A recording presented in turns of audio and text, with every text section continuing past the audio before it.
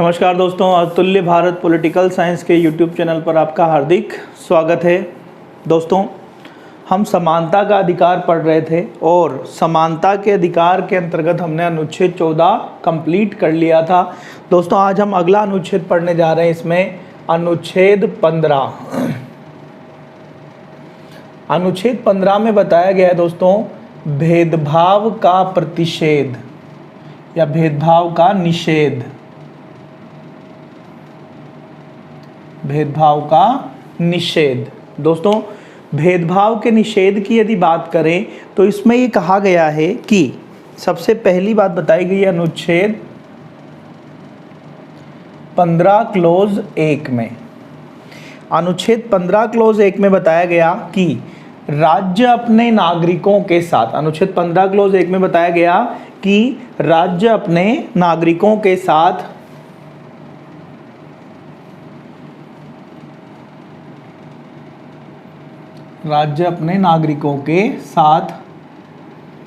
धर्म, मूल, वंश, जाति, लिंग और जन्म स्थान, धर्म, मूल, वंश, जाति, लिंग और जन्म स्थान के आधार पर भेदभाव नहीं करेगा। राज्य अपने नागरिकों के साथ धर्म, मूलवंश, जाति, लिंग और जन्मस्थान के आधार पर भेदभाव नहीं करेगा। ठीक है दोस्तों, अगली बात बताई गई है अनुच्छेद 15 क्लोज 2 में। अनुच्छेद 15 क्लोज 2 में कहा गया कि राज्य अपने नागरिकों को धर्म, मूल, वंश, जाति, लिंग और जन्म स्थान के आधार पर, धर्म, मूल, वंश, जाति, लिंग और जन्म स्थान के आधार पर सार्वजनिक स्थानों का प्रयोग करने से नहीं रोकेगा। दोस्तों, यहाँ पर इन दोनों अनुच्छेदों में हमने बात करी, यहाँ पे क्या शब्द आया है? नागरिक शब्द आया है। कौन सा शब्द आया दोस्तों? नागरिक शब्द आया है। इसका अर्थ है कि ये दोनों अनुच्छेद केवल भारत के नागरिकों के ऊपर लागू होगा। अनुच्छेद 15 केवल किस पर लागू होगा? भारत के नागरिकों पर लागू होगा, विदेशियों पर लागू नहीं होगा। ठीक है दोस्तों, इसमें बताया गया, सबसे पहली बात हमने देखी 15 क्लोज 1। 15 क्लोज 1 कहता है कि राज्य अपने नागरिकों के साथ धर्म, मूलवंश, जाति, लिंग और जन्मस्थान के आधार पर किसी प्रकार का भेदभाव नहीं करेगा। 15 क्लोज 2 कहता है कि राज्य अपने नागरिकों को धर्म, मूलवंश, जाति, लिंग और जन्मस्थान के आधार पर सार्वजनिक स्थानों का प्रयोग करने से नहीं रोकेगा। ठीक है दोस्तों, राज्य सार्वजनिक स्थानों का प्रयोग करने से कब रोक सकता है? मान लो यदि कोई नागरिक किसी संक्रामक बीमारी से क्या है, पीड़ित है, ऐसे लोगों को सार्वजनिक स्थानों का प्रयोग करने से रोका जा सकता है। जैसे अभी क्या हम बात करें तो कोरोना चल रहा है। कोरोना काल में कोरोना वायरस से संक्रमित जो लोग हैं उन्हें सार्वजनिक स्थानों का प्रयोग करने से रोका जा सकता है। ठीक है दोस्तों, अगली बात हम देखने जा रहे हैं अनुच्छेद 15 क्लोज 3। अनुच्छेद 15 क्लोज 3 में कहा गया कि राज्य महिलाओं एवं बच्चों के लिए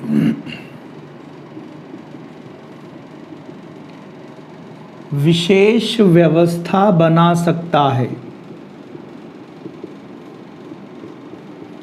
राज्य महिलाओं और बच्चों के लिए क्या कर सकता है दोस्तों? विशेष व्यवस्था बना सकता है। कैसे विशेष व्यवस्था बनाई जाएगी दोस्तों? जैसे मिड डे मील योजना चला रखी सरकार ने बच्चों के लिए। ठीक है दोस्तों, इसी तरीके से अगर हम महिलाओं के लिए बात करें, मेट्रो ट्रेन जो चलती है इसका पहला या लास्ट कोच महिलाओं के रिजर्व है। आपके इंडियन रेलवे की अगर हम बात करें, यहाँ महिलाओं के लिए उनको लोअर बर्थ में प्रेफरेंस दी जाती है। इसके अलावा अगर हम बात करते हैं राजस्थान रोडवेज की बसों की, अगर हम बात करें, इनमें महिलाओं के लिए कुछ सीटें क्या रखी गई है? रिजर्व रखी गई है। तो ये सब चीज़ें क्या है दोस्तों? महिलाओं और बच्चों के लिए विशेष व्यवस्था बनाई गई है। अगली बात दोस्तों, अनुच्छेद 15 क्लोज 4। दोस्तों अनुच्छेद 15 क्लोज 4 को संविधान में, इसे संविधान में प्रथम संविधान संशोधन 1951 से जोड़ा गया। इसमें बताया गया कि राज्य सामाजिक और शैक्षणिक रूप से पिछड़े समुदायों के लिए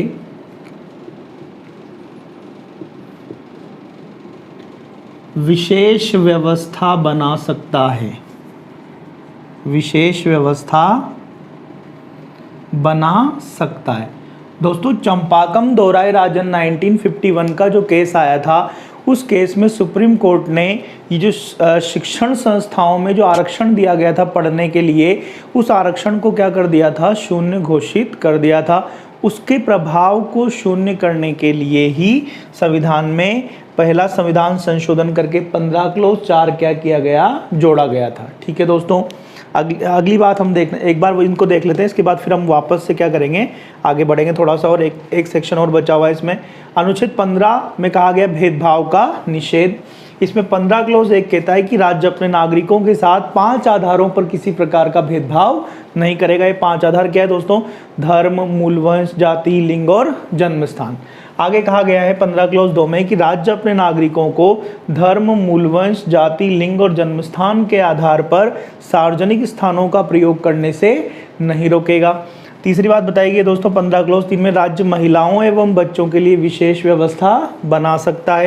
ये सवाल आपसे पूछा जा सकता है दोस्तों, राज्य महिला और बच्चों के लिए विशेष व्यवस्था बनाएगा, किस अनुच्छेद का हिस्सा है, तो अनुच्छेद 15 क्लोज 3 का हिस्सा है। ठीक है दोस्तों, ये बात भी पूछी जा सकती है आपसे कि राज्य असामाजिक और शैक्षणिक दृष्टिकोण से पिछड़े समुदायों के लिए विशेष व्यवस्था बना सकता है, किस अनुच्छेद का हिस्सा है, तो ये है अनुच्छेद 15 क्लोज 4 का हिस्सा है दोस्तों। और इस बात को किस संशोधन से संविधान में जोड़ा गया था, पूछा जा सकता है, प्रथम संविधान संशोधन 1951। ऐसा सवाल यहाँ से आपके बन सकता है। हम आगे बात कर रहे हैं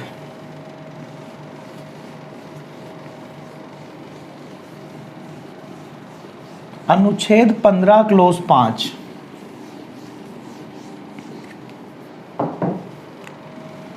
अनुच्छेद 15 क्लोज 5 दोस्तों 15 क्लोज 5 को इसे संविधान में 93वें संविधान संशोधन 2005 से जोड़ा गया। दोस्तों जो ये था अनुच्छेद 15 क्लोज 5, इस संविधान में किस संशोधन से जोड़ा गया था, 93वें संविधान संशोधन 2005 से जोड़ा गया है। इसमें बताया गया है कि राज्य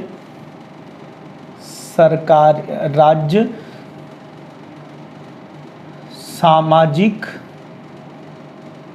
और शैक्षणिक रूप से पिछड़े समुदायों को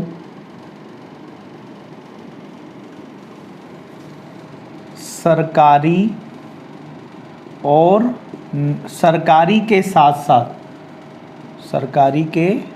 साथ निजी शिक्षण संस्थाओं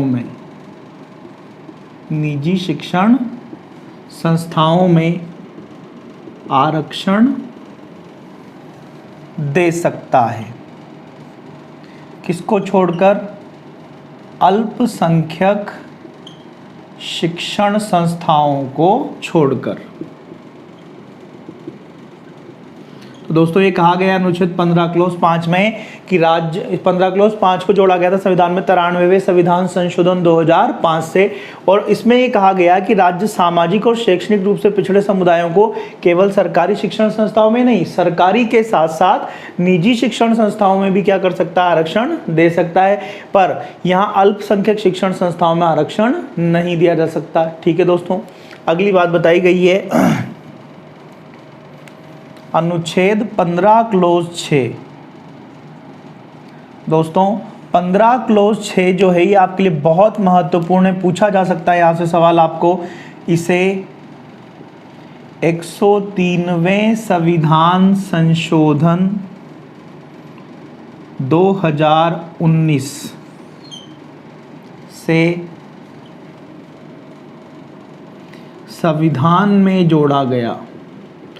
दोस्तों एक जो 15 क्लोज 6 से किस संविधान संशोधन से जोड़ा गया है? 103वें संविधान संशोधन से जोड़ा गया। कब जोड़ा गया? इसे 2019 में जोड़ा गया, 12 जनवरी 2019 को। इसमें बताया गया कि अनुच्छेद 15 क्लोज 4 और 15 क्लोज 5 में सामाजिक और शैक्षणिक रूप से पिछड़े नागरिकों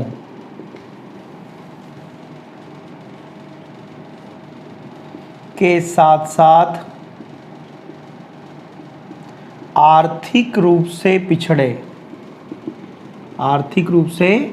पिछड़े समुदायों, जिन्हें दोस्तों EWS कहा गया, इकोनॉमिकली वीकर सेक्शन कहा गया। तो ये कहा गया कि राज्य अनुच्छेद 15 क्लोज 4 और 15 क्लोज 5 में सामाजिक और शैक्षणिक रूप से पिछड़े नागरिकों के साथ साथ आर्थिक रूप से पिछड़े समुदायों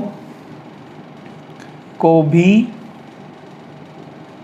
आरक्षण दे सकता है। दोस्तों आपको याद रखना है, पूछा जा सकता है ऐसा सवाल कि आर्थिक रूप से पिछड़े समुदायों को सरकारी शिक्षण संस्थाओं में या निजी शिक्षण संस्थाओं में जो आरक्षण की व्यवस्था की गई है वो किस संविधान संशोधन से की गई है? 103वें संविधान संशोधन से। किस अनुच्छेद में इसको जोड़ा गया? अनुच्छेद 15 क्लोज 6 में अलग से एक नया अनुच्छेद संविधान में जोड़ा गया है। पर ये किसका हिस्सा है दोस्तों? अनुच्छेद 15 का हिस्सा माना जाएगा। ठीक दोस्तों, ये हमारा अनुच्छेद 15 है। इसके बाद दोस्तों हम आगे बात करने जा रहे हैं अनुच्छेद 16 की।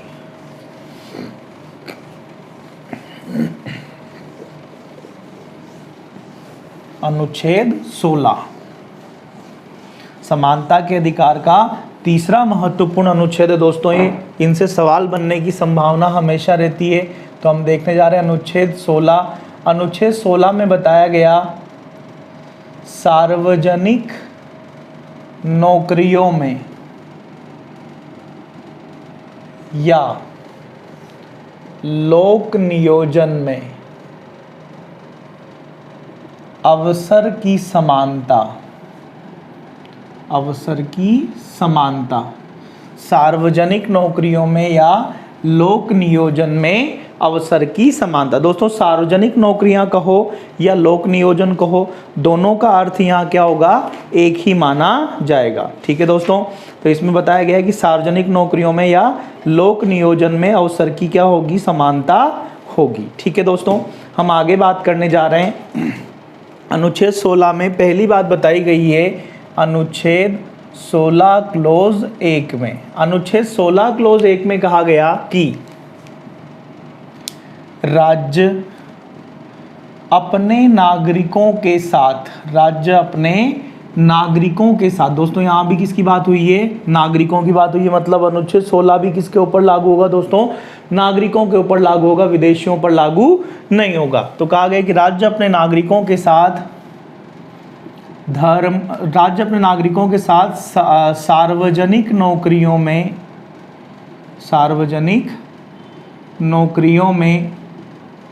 या लोक नियोजन में अवसर की समानता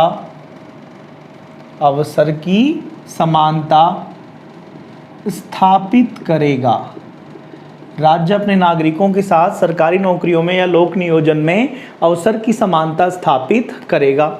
अगली बात बताई गई है दोस्तों इसमें अनुच्छेद 16 क्लोज 2। 16 क्लोज 2 कहता है कि राज्य अपने नागरिकों के साथ सरकारी नौकरियों में धर्म, मूल वंश, जाति, लिंग और जन्म स्थान धर्म, मूलवंश, जाति और लिंग और जन्मस्थान के आधार पर भेदभाव नहीं करेगा।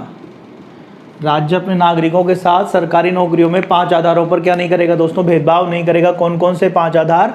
धर्म, मूलवंश, जाति, लिंग और जन्मस्थान। आपसे पूछा जा सकता है यहाँ से ऐसा सवाल कि सरकारी नौकरियों में से किस एक आधार पर भेदभाव हो सकता है या किस एक आधार पर भेदभाव नहीं हो सकता। दोस्तों इन 5 आधारों पर कोई भेदभाव नहीं हो सकता। इनके अलावा जो आधार है जैसे भाषा की जानकारी, शैक्षणिक योग्यता, शारीरिक योग्यता, इन आधारों पर सरकारी नौकरियों में भेदभाव हो सकता है क्योंकि उनके बारे में संविधान में कुछ भी लिखा हुआ नहीं है। आगे हम बात कर रहे हैं अनुच्छेद 16 क्लोज 3। दोस्तों 16 क्लोज 3 में कहा गया कि राज्य क्षेत्र विशेष में निवास की अनिवार्यता, क्षेत्र विशेष में निवास की अनिवार्यता के आधार पर भी सरकारी नौकरियों में भेदभाव कर सकता है। सरकारी नौकरियों में भेदभाव कर सकता है। ठीक है दोस्तों, राज्य क्षेत्र विशेष में निवास की अनिवार्यता के आधार पर भी क्या कर सकता है? सरकारी नौकरियों में भेदभाव कर सकता है। ठीक है, जैसे टीएसपी क्षेत्र की अगर नौकरियां निकली तो इनमें केवल टीएसपी क्षेत्र के लोग ही भर्ती हो सकते हैं, दूसरे क्षेत्र के लोगों को इनमें भर्ती होने की कोई संभावना नहीं है। इसीलिए इस क्षेत्र में जो कट ऑफ है वो बहुत कम जाती है। जैसे अभी हमारे राजस्थान की अगर हम बात करें, सेकंड ग्रेड टीचर की -18 मार्क्स क्या गई है, मैथमेटिक्स में कट ऑफ गई है।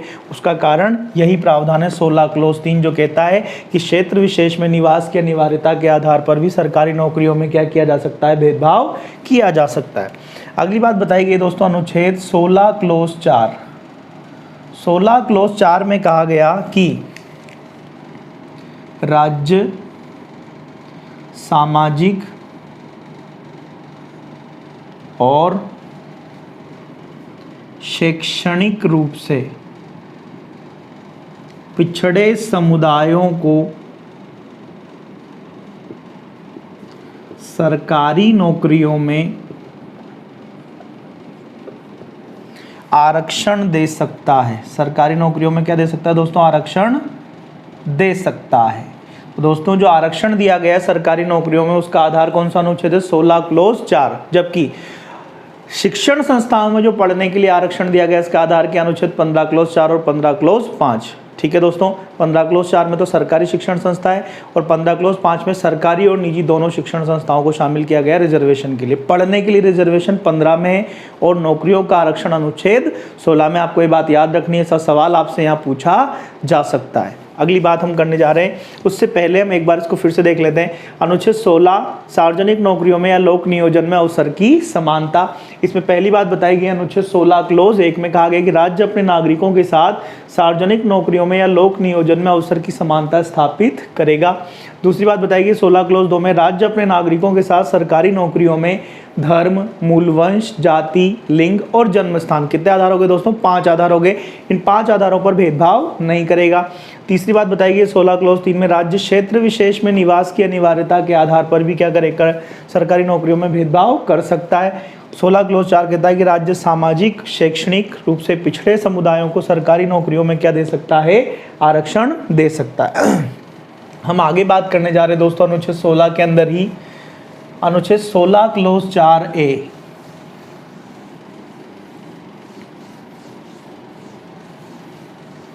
अनुच्छेद 16 क्लोज 4A।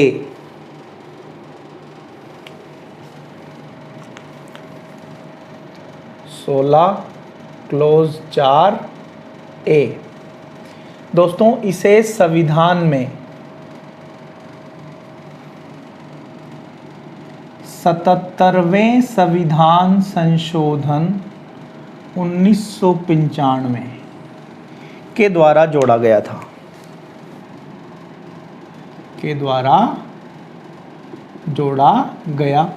इसमें बताया गया दोस्तों कि राज्य सरकारी नौकरियों में पदोन्नति, सरकारी नौकरियों में पदोन्नति में भी आरक्षण दे सकता है। दोस्तों पदोन्नति में आरक्षण किसको दिया जाएगा? जो सामाजिक और शैक्षणिक रूप से पिछड़े समुदाय हैं और यदि इनका प्रतिनिधित्व जो क्या है स्टेट के लेवल पर, राज्य के स्तर पर सरकारी नौकरियों में कम है, तो इनको पदोन्नति में भी क्या दिया जा सकता है? आरक्षण दिया जा सकता है। अगली बात बताइए दोस्तों, अनुच्छेद 16 clause 4 B, 16 clause 4 B, 16 clause 4 B को दोस्तों संविधान में जोड़ा गया था। इसको जो है वो 81वें संविधान 81वें संविधान संशोधन सन 2000 से, 81वें संविधान संशोधन सन 2000 से इसे क्या किया गया दोस्तों? संविधान में जोड़ा गया, संविधान में जोड़ा गया। इसमें बताया गया दोस्तों कि पिछली विज्ञप्ति में आरक्षित वर्ग की सीटें रिक्त रह जाए तो उन्हें अगली विज्ञप्ति में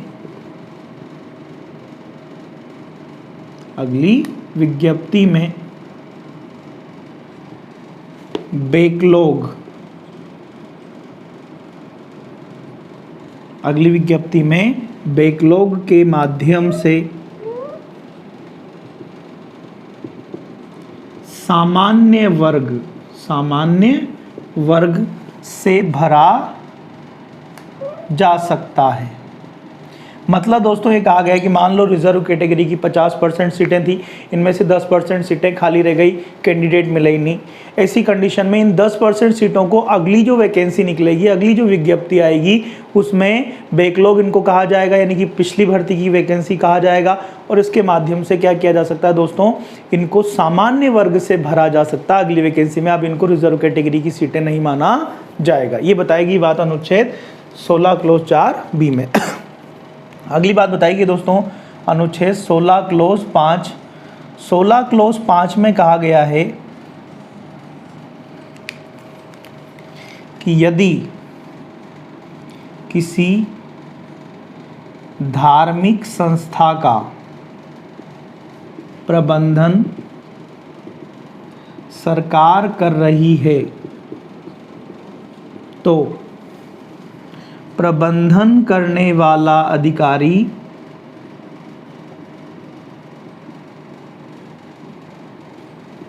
उसी धर्म का हो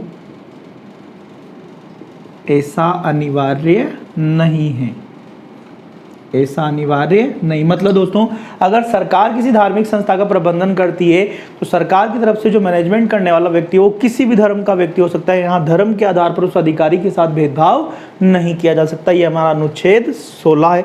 इसके बाद 16 की आखिरी बात है दोस्तों, अनुच्छेद 16 क्लोज 6। दोस्तों 16 क्लोज 6 को संविधान में 103वें संविधान संशोधन 2019 से जोड़ा गया। बहुत महत्वपूर्ण है दोस्तों, यहाँ से सवाल पूछा जा सकता है। और इसमें कहा गया है कि अनुच्छेद 16 क्लोज 4 में, 16 क्लोज 4 में सामाजिक और शैक्षणिक पिछड़ेपन, सामाजिक और शैक्षणिक पिछड़ेपन के साथ साथ आर्थिक पिछड़ेपन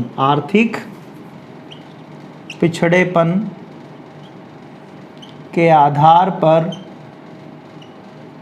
सरकारी नौकरियों में 10% आरक्षण दिया जा सकता है।